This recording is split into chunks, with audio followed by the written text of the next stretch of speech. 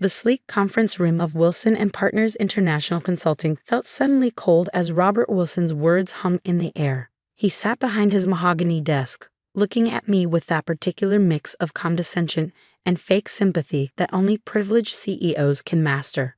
"Look, May," he said, straightening his Rolex, "your technical skills are excellent. But this is a client-facing position. We need someone who can communicate more effectively. You understand, right?" I did understand. I understood perfectly what he really meant.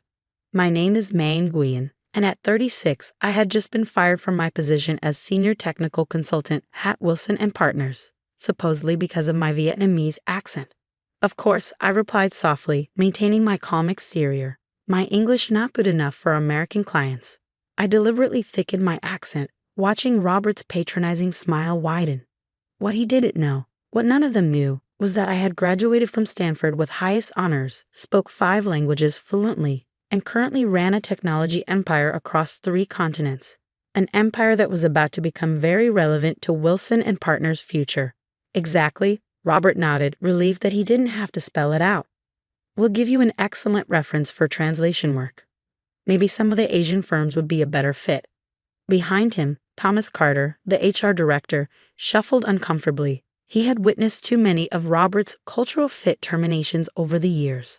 I gathered my belongings, my movements deliberate and slightly uncertain, exactly what they expected from a dismissed Asian employee. "Thank you for opportunity," I said, bowing slightly, another stereotypical gesture that made Robert lean back, satisfied with his decision. Walking through the office, I caught snippets of conversation about the company's biggest upcoming project, a digital transformation contract with Global Tech Solutions, one of the world's largest technology providers. Wilson and Partners had been pursuing this client for months, desperate to land the multi-million-dollar deal that could save their struggling consultancy. What Robert didn't know was that Global Tech Solutions was just one of 17 companies owned by NGT Holdings, my company. The same company that had been quietly buying shares in Wilson and Partners through various subsidiaries over the past year. In the elevator, I pulled out my phone and sent a text to my COO, Lisa Chen. Time to proceed with Phase 2. The response came immediately. Board meeting scheduled for next week. Current share ownership 47%. Timing perfect. I smiled, thinking about the meeting I had scheduled for later that afternoon. Not as May Nguyen, the fired consultant with poor English skills, but as Emden Thompson, CEO of NGT Holdings, one of the most powerful technology conglomerates in Asia. My driver James was waiting outside in an unmarked sedan, not the Rolls-Royce I usually use for business meetings. "How did it go, Ms. Thompson?" he asked, using my legal surname. "Exactly as expected," I replied in perfect English, my carefully maintained accent gone. "Take me to the Four Seasons. I have a meeting with the Global Tech Solutions Board in an hour." As we drove through downtown San Francisco, I thought about my journey to this moment. 20 years ago, I had arrived in America as a scholarship student, determined to prove that success had no accent. While my classmates at Stanford partied, I built my first technology company in my dorm room. By graduation, it was worth $10 million. But I had learned early that in the Western business world, a young Asian woman with an accent faced certain assumptions. So I created Emden Thompson, the mysterious CEO who conducted most business through representatives. The few who met me in person knew me only as a powerful executive who happened to be of Asian descent. My accent, when I used it, was subtle, refined, the kind that suggested international education rather than immigration. My phone buzzed with an email from Robert Wilson to his board. "Handle the May situation. Now we can move forward with the Global Tech Solutions pitch without any cultural complications." I forwarded it to my legal team, adding it to the growing file of discriminatory actions that would soon become very relevant. At the Four Seasons, I changed into a perfectly tailored channel suit. My assistant, Sarah, briefed me as I prepared for the Global Tech Solutions meeting. "Wilson and Partners stock is down 15% this quarter," she reported. "They're banking everything on landing our contract. Without it, they'll likely face a hostile takeover by year's end. Or sooner," I murmured, checking my reflection. The powerful CEO looking back had little in common with the meek consultant Robert had dismissed this morning. The Global Tech Solutions board members were already seated when I entered their conference room. Ladies and gentlemen, I began, my English crisp and perfect. Thank you for meeting with me today. As CEO of your parent company, I want to discuss the future of our technology consulting partnerships. For the next hour, I laid out my vision for consolidating our consulting relationships. The board listened intently as I explained why we needed to cut our consultant list from 20 firms to just 5. What about Wilson and Partners? Asked James Morrison, the board chairman. They've been pursuing us quite aggressively. Yes, I smiled, pulling up their proposal on the screen. I actually had a very interesting interaction with their CEO this morning. I don't believe they share our values regarding diversity and international expertise. I played a recording of my meeting with Robert, legally obtained in California's two-party consent state. The board members shifted uncomfortably as they listened to his condescending tone, his thinly veiled discrimination. Well, Morrison said after a moment, I guess that makes our decision easier. Wilson and Partners is off the list. But removing them from consideration wasn't enough. Robert Wilson had built his success on exploiting and dismissing international talent, hiding his discrimination behind concerns about cultural fit and communication skills. It was time for him to learn that in today's global business world, true power doesn't speak with just one accent. Actually, I said, pulling up another presentation, I have a different proposition. NGT Holdings currently owns 47% of Wilson and Partners through various subsidiaries. Next week, we'll acquire another 15% from minor shareholders. I propose we don't just remove them from consideration. We take control of their company and restructure it completely. The board members leaned forward, intrigued. They had seen me engineer similar takeovers before, always resulting in stronger, more diverse companies. Robert Wilson may think international talent is a liability, I continued. I'm going to teach him just how wrong he is. Sometimes the best way to change a broken system is to take control of it. By the time I left the meeting, the plan was in motion. In 1 week, Wilson and Partners would face a board vote they didn't see coming. In 2 weeks, they would have a new CEO. On my way out, I passed Robert Wilson in the hotel lobby. He was probably there to meet with other potential clients, unaware that his firm's fate was already sealed. He looked right through me, not recognizing the inadequate consultant he had fired this morning. I smiled, thinking about how his face would look when he discovered who really owned his company. Sometimes the best response to discrimination isn't to fight it directly, it's to rise so far above it that you can change the entire system. My phone buzzed with a message from Lisa. Share acquisition proceeding ahead of schedule. We should have majority control by Friday. Perfect timing. Because next week, Robert Wilson was going to learn that in the modern business world, power and competence don't depend on what you sound like, they depend on what you can do. The following week dawned bright and clear in San Francisco. I sat in my private office at NGT Holdings headquarters, reviewing the final details for the Wilson and Partners board meeting. The last share purchase had been completed overnight, bringing our ownership to 62%. Ms. Thompson, my assistant Sarah, announced through the intercom, the board members are assembling in the main conference room. I smiled, checking my reflection. Today, I wore a custom Armani suit that probably cost more than Robert Wilson's monthly salary. Perfect timing. How's our other guest? Mr. Wilson is waiting in the reception area. He seems anxious. Of course he was anxious. He received an urgent summons from Global Tech Solutions' parent company, a mysterious conglomerate that now owned the majority of his firm's shares. His company's future hung in the balance, and he didn't even know who he was really meeting. Let's not keep him waiting, I said, gathering my files. The NGT Holdings boardroom offered a stunning view of San Francisco Bay. Around the massive table sat some of the most powerful executives in global technology, and at the far end, looking distinctly uncomfortable, sat Robert Wilson. Thank you all for coming, I began in perfect English, entering the room. I believe some introductions are in order. Robert's eyes widened slightly as he saw me, but there was no recognition in his gaze. The accent was gone, the demeanor completely transformed. To him, I was just another powerful Asian executive, the kind he probably played golf with while complaining about his diversity hiring requirements. I'm Helen Thompson, CEO of NGT Holdings, I continued. As of this morning, we own 62% of Wilson and Partners International Consulting.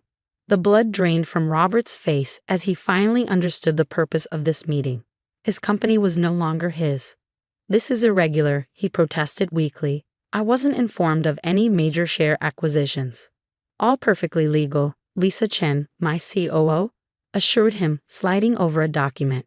"Your shareholders were quite eager to sell once they saw your latest quarterly results." I pulled up a presentation on the main screen.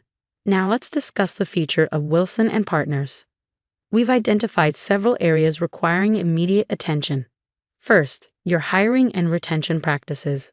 The screen showed statistics: high turnover rates among international employees, discrimination complaints, salary disparities based on national origin. "These numbers are taken out of context," Robert interrupted. "We have strict policies about diversity and inclusion." "Yes, let's talk about those policies," I replied, clicking to the next slide. It showed his email from last week. "Handled the my situation. Now we can move forward without any cultural complications." Robert's face reddened. That was a performance-based decision. The employee in question lacked the necessary communication skills for client interaction. "Interesting perspective," I said, letting my natural accent slip back just slightly. "Would you like to explain that assessment to her directly?" The confusion on his face lasted only seconds before recognition dawned. His mouth opened and closed several times, but no words came out. "Yes, Robert," I confirmed, now using the same accent he had so recently dismissed. "That employee in question is me, though I prefer my other title, your new CEO." The boardroom erupted in barely concealed murmurs. Robert gripped the arms of his chair, knuckles white. This is some kind of joke," he managed finally. "Not at all," Lisa interjected, sliding another document across the table. "The board has already approved the leadership change. Effective immediately, May Nguyen Thompson is CEO of Wilson and Partners. You're being offered a position as a senior consultant, assuming you can meet our new communication standards." For the next hour, I outlined my plans for transforming Wilson and Partners. We would become a truly global consultancy, leveraging international talent instead of hiding it. The cultural fit excuse for discrimination would be replaced with actual cultural competency requirements. "But our clients," Robert protested weakly, "they expect a certain presentation." "You mean they expect consultants who sound like you?" I asked. "Interesting theory. Let's test it." I pressed a button on my phone. "Send them in, please." The boardroom doors opened to admit a group of executives, CEOs and directors from Wilson and Partners' biggest clients. Many of them, like me, had accents that told stories of international journeys and global expertise. "Allow me to introduce some of your former clients," I said. "They've all agreed to return to Wilson and Partners under the new leadership. Apparently, they appreciate consultants who understand global business from personal experience." Robert slumped in his chair, defeated. Everything he had built his success on, his assumptions about what clients wanted, his beliefs about what made a proper consultant, was crumbling around him. "You have a choice," I told him. "Accept a position under the new structure, learning to value the diversity you once dismissed, or accept a severance package. Either way, Wilson and Partners will no longer be a place where accent determines opportunity." The transformation of Wilson and Partners happened faster than anyone expected. Within 6 months, we had doubled our international client base. Our new hiring practices attracted top talent from around the world. Even our existing clients praised the broader perspective our diverse teams brought to their projects. Robert chose to stay, though it took him time to adjust to reporting to the woman he had once fired for poor English skills. Watching him struggle with his unconscious biases became a case study in our new corporate training program. Accent Bias in Global Business: A CEO's Story. Thomas Carter, the former HR director, thrived in his new role leading our diversity and inclusion initiatives. "I always knew our old policies were wrong," he told me. "I just didn't have the power to change them." 1 year after the takeover, I stood on stage at the Global Business Forum, delivering a keynote speech about transforming corporate culture. My accent was natural, unforced, sometimes American crisp, sometimes Vietnamese influence, always authentically mine. Success in global business, I told the audience, doesn't speak with one accent. It speaks with many voices, each bringing its own perspective, its own strength. In the front row, I could see Robert Wilson listening intently. He looked different now, humbled, perhaps, but also more aware. Later that day, he would lead a panel discussion about recognizing and overcoming unconscious bias in consulting. After the speech, my phone buzzed with a message from Lisa. Stanford Business School wants you to speak to their international students. Topic: breaking the accent ceiling in global business. I smiled, thinking about all the young professionals out there, holding back their true potential because someone told them their accent was a liability. It was time to tell them a different story. Last week, I interviewed a candidate for a senior consulting position. She was brilliant with degrees from top universities in India and France. But she apologized for her accent, just as I had once felt compelled to do.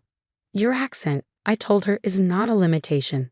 It's proof that you have something many consultants lack: genuine global perspective. She got the job, of course. And next month, she'll lead a major project for one of our most prestigious clients. The old Wilson and Partners office has been transformed. Gone are the days of homogeneous teams and narrow definitions of professional communication.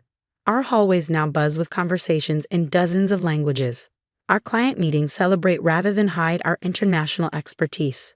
Robert still works here, though now he's known for championing our international talent development program. I had to learn the hard way, he admitted recently, that I was letting prejudice blind me to incredible talent. As for me, I keep 2 items in my office. First, the termination letter Robert gave me, framed as a reminder that sometimes the greatest opportunities come disguised as setbacks. And second, a sign on my desk that reads, "Success has no accent." Because in the end, the best revenge wasn't in humiliating Robert or taking over his company. It was in transforming his narrow-minded consultancy into a truly global firm where accent is seen as an asset, not a liability. And every time I hear our diverse team of consultants confidently presenting to clients in their own unique voices, I know we've done more than just change one company. We've helped change the conversation about what a successful business leader sounds like. Sometimes the most powerful response to discrimination isn't to fight it. It's to rise to a position where you can eliminate it entirely. And sometimes the sweetest victory isn't in proving someone wrong, but in showing them a better way to be right.